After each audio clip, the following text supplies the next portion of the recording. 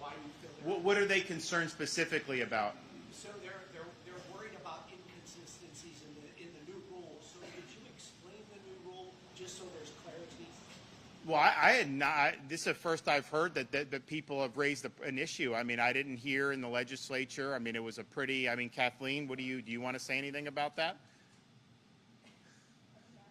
Well, if you want to, I mean, you guys wrote it.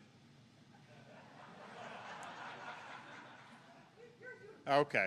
I think it's going to be fine. I really do. I mean, I think that the fact of the matter is elections are decentralized. They're done on a county-by-county basis. The state oversees, and we have a supervisory role. Of course, we enact policy that the legislature passes and the governor can sign, but ultimately that's got to be implemented on a local level. And like, for example, we've seen in the past, Broward County, for example, they run elections differently than you'd run them in Lee or in Sarasota or in Okaloosa.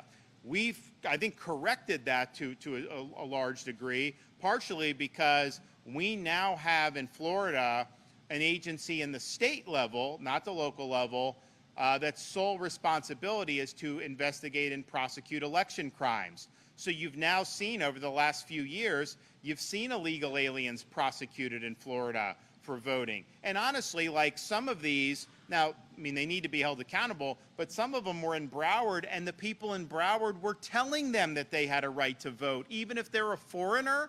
No, that is not the law. That's never been the law in Florida.